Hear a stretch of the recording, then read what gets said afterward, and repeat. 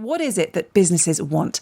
Let's ask a few. I'm joined by Carleen Jackson, CEO of Cloud9 Insight, based in Brighton, which implements Microsoft Cloud technology, by Aideen Fox, the owner of Fenwick and Darwin, which is a shoe shop that opened its first physical store in Harrogate earlier this year, and Lee Powell, who is CEO of GMI Construction, which is a large, privately owned construction firm in the north of England and the Midlands with a £400 million turnover. My panel of businesses, good morning. Good morning. Good morning. Good morning. Oh, I love an enthusiastic good morning before 6 a.m. I appreciate it. I'm very curious as to how you're all feeling after Liz Truss's resignation. So, Lee, if we can start with you, and quite a large construction company. Construction is obviously very, very hooked to the economy. How are you feeling? Well, right now we're looking forward to a little bit of calm in the marketplace. We're looking forward to some stability.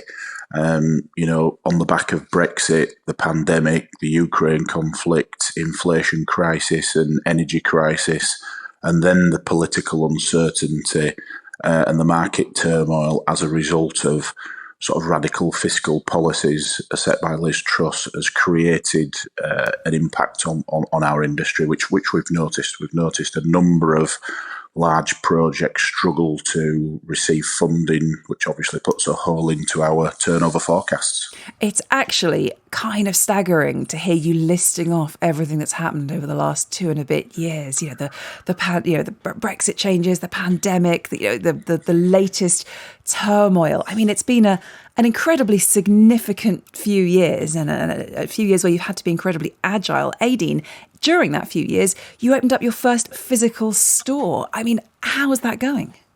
Yeah, I did. It was in March this year in Harrogate, and it was a risk, obviously, doing it at the time, and it was one that I'm still, believe it or not, glad I've taken. And even throughout the period over this last year, obviously since I've opened the shop, we've had the cost of living crisis. It has, for me, still been okay. Obviously, the events in recent weeks have definitely taken its toll on the business, probably the most out of everything, because obviously, we're not immune to this turmoil, and I think this is the first time that our customers are really sort of starting to kind of panic and pull back on their spending, and certainly when they are spending, they're not wanting to spend as much as what they previously had done, and that's what I'm hearing from all local businesses in the Montpellier area of Harrogate, and also with friends businesses based in Leeds too. So it's definitely had such a significant impact on small business, even in comparison to the cost of living crisis that we saw previous to this. So you sell direct to customers, to consumers, and you're seeing that change in what people are willing to spend. Carleen, you are providing services to other businesses. What are you seeing? Hi, good morning. Yes, there's definitely a nervousness in the market. There are some clients who are have stalled their projects. I guess on the good side of that happened as well. We saw that during the pandemic, and those projects did resurface and go ahead on the whole. But it's very hard for a business at this time to do any sort of budgeting and forecasting. And if you're planning for growth, certainly in the tech sector, and I'm sure in other sectors like hospitality and retail, and probably construction as well, is just the skills shortage is really hitting us hard. And then there's obviously the wage inflation as well. And so that makes it really hard. We're seeing some clients are even stalling because they actually can't sort of replace senior people that might have left, or they can't recruit the skills that they need to support the project. And so all of that is having an impact. And obviously the withdrawal of the IR35 doesn't help. And if people had planned investments off the back of having sort of forecasts around sort of corporation tax reductions, then that will likely in the sort of medium term potentially have some impact as well on people's propensity to invest. Yeah, IR35, those off payroll rules where the onus has now been put back onto the onus had been moved back to the contractors away from the employers, and now it's back to the employers. So the changes that have been promised have been reversed. Lee, how many staff do you employ, or how many people work with you and for you? So we're just short of 270 people now. So we were one of the Liz Truss policies, which was to change the definition of a small company to 500 people. We were actually looking forward to that because due to our growth, we've only just tripped over the 250 people mark, which now means that we've got to engage in gender pay gap analysis and various other things that we have to report at our year ends. So there's an additional kind of paperwork and admin burden for you there. I'm just curious, with that many staff, there's a story out this morning. There's some research out from the Financial Conduct Authority estimating that 7.8 million people in the UK currently find their bills a heavy burden. That's up from 5.3 million in 2020, and it's really shocking. If you look at the numbers, they're saying 1 in 4 adults describe themselves as being financially vulnerable. Are you seeing concern among your staff, among your team, about that cost of living? Yes, I think that goes throughout the entire of society, and certainly through our business now. We've got some very talented people, and we understand, as most successful businesses do, that your human resource and your human asset is the most valuable asset that you have. You know, you need agile, dedicated, strong individuals to drive your business forward. Back in June, we made the decision to award a 7%, on average, a 7% pay rise across our staff. Now, we didn't go for the one-off sort of fuel allowance bonus that a lot of companies did. We treat our people with respect, and we gave them what was probably the largest across the board, the largest pay increase that the business has ever done in terms of across the masses, and that was instrumental in making sure that we hang on to our talent, because alongside all of the influences and disruption in the marketplace that I mentioned earlier, including the current disruption that we have, and we've also seen unprecedented levels of growth due to a very hot market. You know, construction and property sector is beset with sheds and beds. It is all about sheds and beds, and it has been red hot. So you've got a lot of competition for your staff, along with inflation and energy crisis. So you have to treat them right and pay them accordingly. Competition for staff is an issue for a lot of different businesses. And I know that certainly the reports of some of the tensions that we saw at Downing Street this week before Liz Truss resigned was over that question of increasing immigration into the UK to help with growth. Is that something that you wanted to see?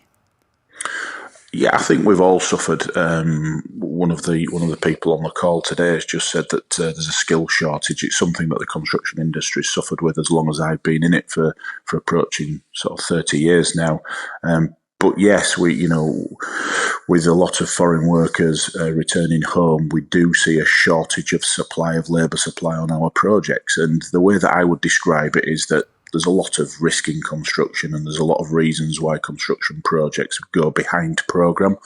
But us as a business have always been able to find a second gear. We've always been able to drop a gear and really accelerate the programme and work extended hours, and that's not been there of late. It's starting to come back now. It's starting to soften a little bit, and we've just finished a very large £30+ million project in Leeds on the original date for completion, even though we had some change, which is good. But yeah, it is a challenge for us.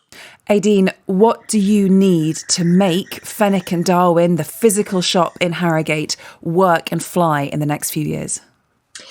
I think, to be honest, I know everybody's just talking about stability, and I don't want to just sort of say the same thing that everybody else is saying, but I think realistically, I do think we need somebody in place who has a feasible fiscal plan that's going to get the country back on track, and also not only something that's actually achievable, but also a timeline. I think, if for example, whoever comes into to power, whether it's Rishi Sunak or whether we have an election, whatever it is, I just think we need honesty in terms of, okay, it's going to be tough for 6 months, a year, etc., whatever, but then we'll start to see a positive change. I think most people can deal with that because you can plan for that. But I think it's the inevitable, the sort of the no light at the end of the tunnel. People don't know how long this uncertainty is going to go on for. I think that's what people are struggling to deal with. And I think that's both businesses and shoppers as well, alike are sort of, finding difficult, really. Because like the lady said earlier, it's hard to budget for that, and it's hard to plan for that in business when when you can't see the sort of the timeline involved. Carleen, what do you need?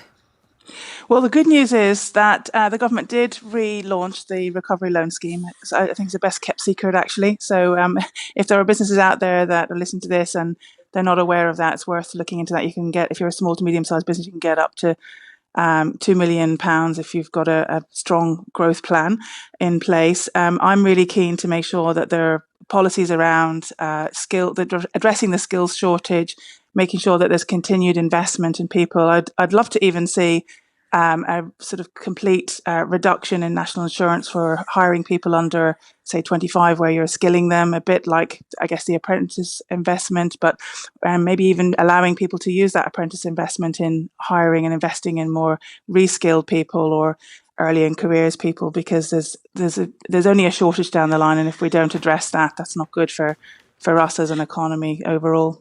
There's on the front pages today, Boris Johnson's making a lot of the front pages as one of the possible candidates. Lee, are you willing to say Boris Johnson, yes or no? On a personal level, I wouldn't mind that, but I don't think that's the right thing to do. I think that would add even more turmoil and more division in the political world. I think for me, personally, and I'm not here to really give opinions, but I think Rishi Sunak could be the one to sort of give the right perception, calm the markets down. I could talk to all three of you all morning, but unfortunately that is all we have time for in Wake Up to Money. Thank you so much, Carleen Jackson from Cloud9 Insight, Aideen Fox from Fenwick and Darwin, Lee Powell from GMI Construction. Thank you for being with us and all your messages this morning. That's it from Wake Up to Money.